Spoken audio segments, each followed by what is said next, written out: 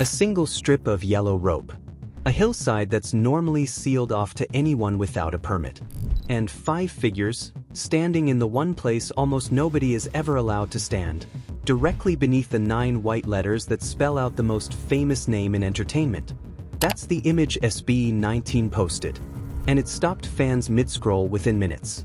Because this wasn't the usual tourist shot. It wasn't a long lens photo from the overlook at Lake Hollywood Park.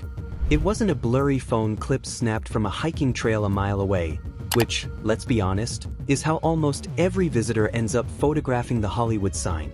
This was close, composed, lit and framed like something out of a film shoot. And that's exactly what made fans ask the same question, all at once. How did they get up there? Here's what most people don't realize about the Hollywood sign. It isn't just a backdrop anyone can walk up to. The ground directly around it sits on protected parkland, and access to it is locked down by rules most tourists never even hear about. Commercial productions involving the Hollywood sign typically require permits and coordination with the appropriate authorities, while access to the area around the sign itself is heavily restricted. And actually standing at the base of the letters means climbing down a narrow, difficult ledge that isn't open to the public at all. It's one of the most photographed landmarks on the planet, and one of the hardest to legally film up close, which only underlines how deliberate this had to be. Nothing about that hillside happens by wandering in with a camera and good lighting. So when 5 members of a Filipino group show up there, multiple angles, multiple setups, clearly planned, clearly lit, that isn't a lucky accident.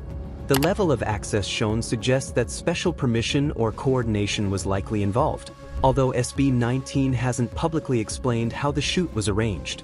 Someone decided this moment was worth the paperwork, which leaves the real mystery still sitting there, unanswered. Nobody's said what it was actually for. Watch the clip again, and it plays less like a souvenir video, and more like the opening shot of something bigger. The pacing. The way the camera holds on each member just long enough to matter. The quiet confidence of people who know they're being filmed for a reason, not just posing for a memory. Fans who followed SB19 for years recognized the tell right away. This is how the group treats a project. Not a day off. Within hours, the theories were everywhere. Some fans were convinced it had to be a music video shoot. Others guessed a documentary, or a brand campaign timed to their US run. A few floated the idea that it was simply a passion project. 5 artists carving out one unscripted moment for themselves in the middle of a packed schedule. Nobody had proof either way. All anyone had was the footage itself, and the footage clearly wasn't accidental. Comment sections filled up fast. So to understand why that distinction matters, it helps to go back to where SB19 actually started. The group was formed in 2016, put together through a local training system built to compete on an international level. They debuted in 2018, to barely a ripple. It wasn't until 2019, when a clip of them dancing to Go Up spread online almost by accident, that people outside their core fandom started paying attention. From there, the climb was slow, and it was earned. 2 world tours, award-winning music videos, more than 1 billion career streams, and through nearly all of it, a quiet insistence from outsiders that a Filipino group could go far locally, but never truly cross over the way K-pop had. Every milestone since has been SB19 answering that doubt, without saying a word about it. Along the way, they built something else that's easy to underestimate from the outside. A global fanbase, known as ATN, that follows them across continents, learns the Filipino lyrics by heart, and shows up in numbers wherever the group lands, whether that's a stadium in Manila or a sidewalk outside a pop-up store in California. Which brings the story back to Los Angeles, and to why this particular stretch of days doesn't look like a coincidence once you zoom out.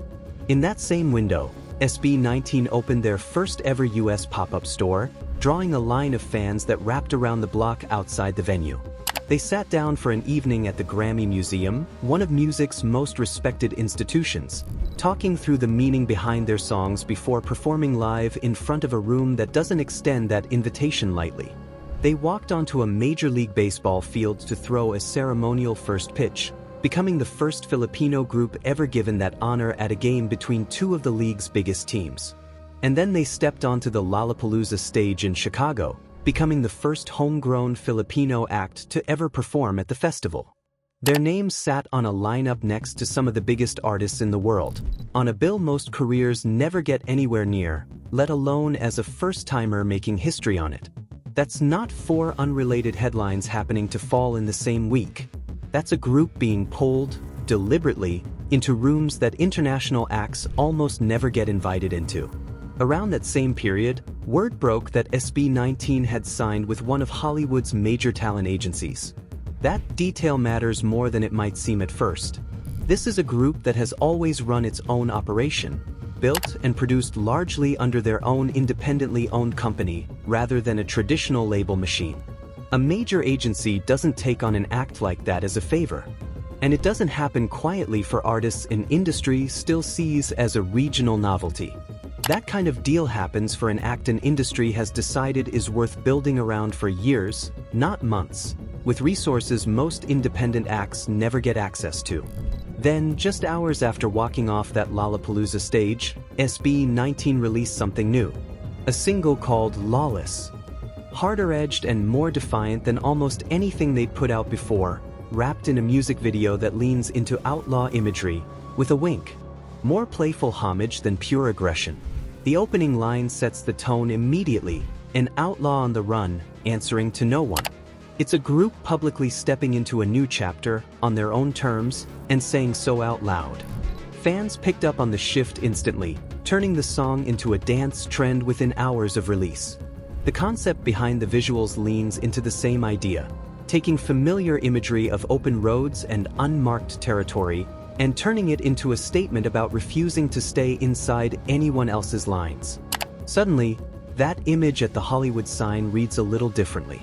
To be clear, nobody has confirmed that the footage was tied to any one of those specific moments. That detail still belongs to SB19, if they ever choose to share it.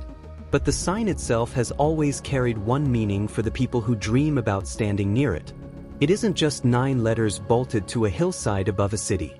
For decades, it's been shorthand for arriving somewhere that used to be closed off to you. For reaching a stage that isn't handed out, it's earned.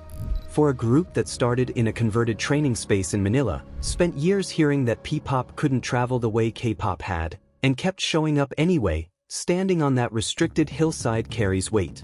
Whatever the cameras were actually rolling for that particular day. Every step since has backed that weight up. The stages have gotten bigger. The rooms have gotten harder to get into. The names sharing those rooms with them have gotten more well-known. And SB19 keeps getting into them regardless, on a schedule that shows no sign of slowing down, with more international dates already lined up in the months ahead. It's worth sitting with how fast this all moved. A pop-up store, a museum stage, a major league ballpark, a festival headliner slot, a new agency, a new single, all inside the same handful of weeks. For many artists, milestones like these are spread across years. SB19 experienced several of them within the same summer stretch. SB19 stacked them into one summer stretch, and the Hollywood sign footage happened to land right in the middle of it, unexplained and unclaimed, as if daring people to connect the dots without ever confirming which dot it belongs to. So maybe the Real story was never the permit, or the crew, or which exact project that footage belongs to. Maybe it's simpler than that. A group once told over and over that they didn't belong on certain stages, spent one afternoon standing on the single piece of ground that, more than almost anywhere else on Earth, is built entirely out of the idea of belonging. Whatever comes next, a video, an announcement, something nobody's expecting yet, SB19 has already answered the only question that actually matters here. Not how they got up that hill, why they kept climbing until they did. And for anyone still watching that clip on a loop, still pausing it frame by frame looking for a clue the group hasn't given yet, maybe the clue was never hidden in the details of the shoot at all. Maybe it was standing right there in plain sight the whole time. 5 people who used to be told they didn't have a place on that hill, filmed exactly where they were once told they'd never stand. More stories are coming. Subscribe if you don't want to miss the next one.